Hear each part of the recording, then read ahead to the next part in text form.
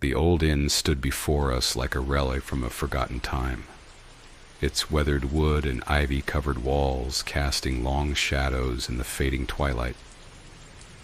My wife, Emma, and I had arrived for our honeymoon, hoping for a quiet, romantic getaway. The inn had seemed like the perfect place, quaint, isolated, and steeped in history.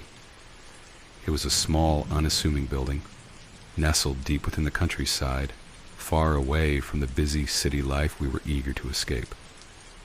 The brochure had promised charm, serenity, and the comforting embrace of a bygone era. The first thing that struck me as odd was the chill in the air, far colder than it should have been for a late summer evening. The wind howled softly, tugging at the branches of the trees that lined the property. As we walked up the gravel path leading to the front door, I couldn't shake the feeling that we were being watched. I glanced over my shoulder several times, expecting to see someone lurking in the distance, but there was no one. Only the darkening sky and the creeping shadows of the forest that surrounded the inn. The interior of the inn was cozy, though a little musty. The wooden floors creaked under our feet as we made our way to the front desk, where an elderly innkeeper greeted us with a smile that didn't quite reach his eyes. He handed us the key to our room, room 7, at the far end of the second floor. I noticed his hand trembled slightly as he passed me the key, but I brushed it off as nothing more than the frailty of age. The room itself was quaint and charming, just as we had hoped. A 4-poster bed with lace curtains stood in the center, flanked by 2 antique nightstands. A fireplace sat against the far wall, cold and unused, with a worn armchair beside it. The walls were adorned with old, faded paintings of landscapes and people from another time. Everything about the room exuded an air of nostalgia, a reminder of simpler times. But there was something else, something I couldn't quite place, a heaviness in the air, as if the room had been holding its breath for years. The feeling only grew stronger as the evening wore on.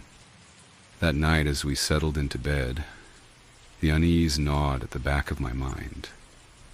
I tried to shake it off, convincing myself it was just the unfamiliar surroundings and the excitement of the honeymoon.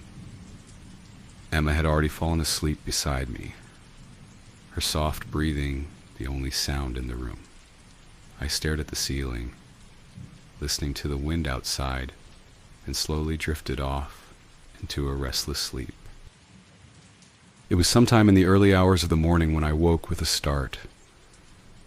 The room was deathly cold, far colder than it should have been, and a strange sound filled the air, a low, mournful wail that sent chills down my spine. At first I thought it was the wind, but as I lay there, I realized it was coming from inside the room. My heart raced as I sat up in bed, my eyes scanning the dark corners of the room. There by the window stood a figure, a woman, dressed in a tattered white gown, her face obscured by a veil of long dark hair. She was weeping softly, her shoulders shaking with each sob. I froze, unable to move, my mind struggling to make sense of what I was seeing. The rational part of me wanted to believe it was a trick of the light, a shadow cast by the moonlight filtering through the window. But deep down, I knew better. The woman turned slowly, her head tilting ever so slightly in my direction. Though I couldn't see her face, I could feel her eyes on me, piercing through the darkness.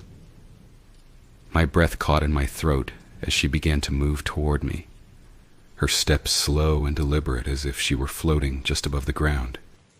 I wanted to scream, to wake Emma, but my voice wouldn't come. I was paralyzed, trapped in the grip of a terror I had never known. The woman stopped at the foot of the bed, her sobs growing louder, more desperate. And then, As suddenly as she had appeared, she was gone. The room was silent once more, save for the sound of my own ragged breathing. I didn't sleep for the rest of the night. I lay there, wide-eyed and trembling, staring at the window where the ghostly figure had stood. When morning finally came, I told myself it had been a dream. Nothing more than a nightmare brought on by exhaustion. But the cold, lingering dread in my chest told me otherwise. The next night was worse. We had spent the day exploring the nearby village, trying to enjoy our honeymoon. But I couldn't shake the feeling that something was wrong. Emma seemed oblivious, smiling and laughing as we wandered through the old streets. But I could feel the weight of the inn pressing down on me, even when we were miles away from it.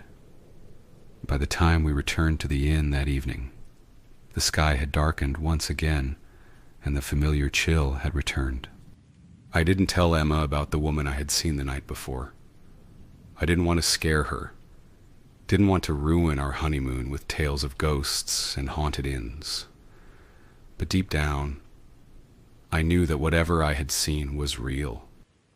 That night, as we lay in bed, the weeping began again. Faint at first, barely audible, but growing louder with each passing minute. My heart pounded in my chest as I sat up, my eyes darting toward the window. She was there again, standing in the same spot, her figure bathed in the pale moonlight. This time I didn't freeze. I threw the covers off and scrambled out of bed, my legs shaking as I backed away from the figure. Emma stirred beside me, but she didn't wake. The woman turned toward me once more, her sobs echoing through the room.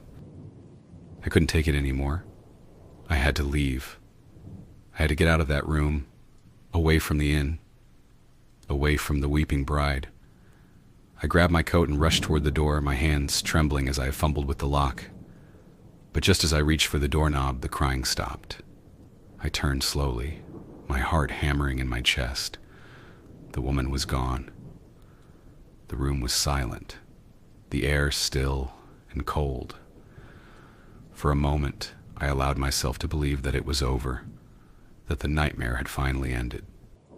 But then I saw her, not by the window this time, but beside the bed, standing over Emma, her pale hands reaching toward her, as if to claim her. My stomach dropped, a wave of terror washing over me as I realized what was happening. The ghost wasn't after me. She was after Emma. I rushed forward, desperate to pull her away, but it was too late. Emma's eyes fluttered open, her gaze meeting mine for the briefest of moments before her face twisted in horror. She screamed, a sound that would haunt me for the rest of my life. And then, in an instant, she was gone. The bed was empty, the room silent once more. I stood there, frozen in place, my mind struggling to comprehend what had just happened. One moment, she had been there, alive and well, and the next, she was gone, vanished, as if she had never existed. I searched the inn, the surrounding woods, the village, everywhere, but there was no trace of her, no sign that she had ever been there. The innkeeper, the police, even the locals, they all looked at me with pity in their eyes, as if they didn't believe me, as if they thought I had lost my mind. But I knew the truth. The bride had taken her. Weeks turned into months, and I became obsessed with finding answers. I spent every waking moment researching the history of the inn, the legend of the bride who had been left at the altar.